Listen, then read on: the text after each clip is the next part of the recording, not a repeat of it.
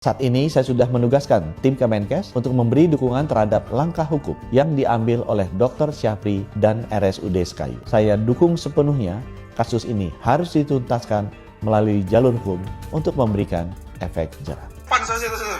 Urus balik. Kalau masih mau hidup, urus balik ibu saya. Ismet Saputra dan adiknya, keluarga pasien di RSUD Sekayu yang diduga melecehkan dan melakukan kekerasan kepada dokter spesialis penyakit dalam. Dr. Syafri Putra Wangsa terancam diproses, sebab Menteri Kesehatan Menkes Budi Gunadi Sadikin turun tangan.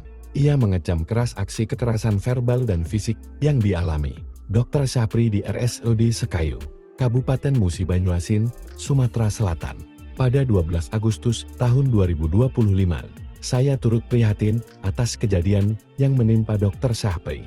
Beliau mendapat tindakan kekerasan secara fisik dan verbal dari keluarga pasien.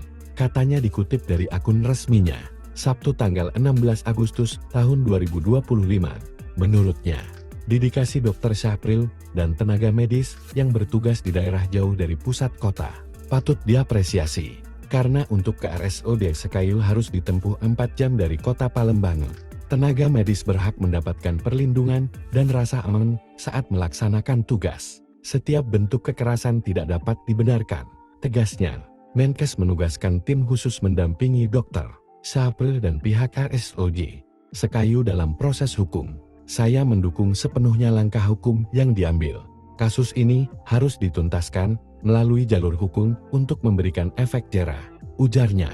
Namun, perwakilan keluarga pasien, Ismet Saputra mengklaim, ia dan adiknya emosi karena dokter ngomong memintanya bersyukur sembari melotot. Lalu dia memerintahkan staf dan perawatnya memvideokan. Makanya saya emosi, dia duluan. Jadi jangan salahkan kami, kata Ismet. Ia merasa merekalah yang seolah salah. Padahal pihak dokter duluan melotot dan sudah lebih dulu ada informasi simpang siur. Kita mengakui, kita tidak mencari pembenaran. Kita memang salah, karena tidak sabar, kita salah. Tetapi lihat dulu kronologinya, katanya, terkait adiknya yang memaksa melepaskan masker. Karena ragu, apakah dokter atau bukan. Karena yang dirawat itu ibunya. Kita mau tahu wajahnya, dan saya merekam pakai HP. Karena kita ingin tahu siapa yang merawat ibu saya, wajahnya. Namun, Dr. Syafri mengatakan meminta keluarga pasien bersyukur dan menjelaskan alasan memakai masker. Karena dari hasil röntgen dan radiologi, ada bercak pada paru-paru pasien yang diindikasikan TBC, salah satu penyakit yang sulit ditangani. Pemakaian masker itu SOP pemeriksaan indikasi penyakit TBC, jelasnya. Kenapa dia sempat meminta satu perawat bersiap merekam dan perawat lainnya memanggil petugas keamanan. Karena dalam perjalanan medis, mereka sering mendapat ancaman, jadi perlu antisipasi. Keluarga pasien tetap meminta saya melepas masker.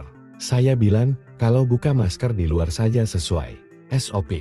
Tapi mereka tetap memaksa dan melepas masker saya, tuturnya. Setelah kejadian itu, ia meminta petugas keamanan berjaga karena keluarga pasien masih menunjukkan emosi. Saya minta petugas keamanan untuk menjaga perawat karena saat itu masih emosi. Saya khawatir terhadap adik-adik Naks yang semuanya perempuan, tutupnya.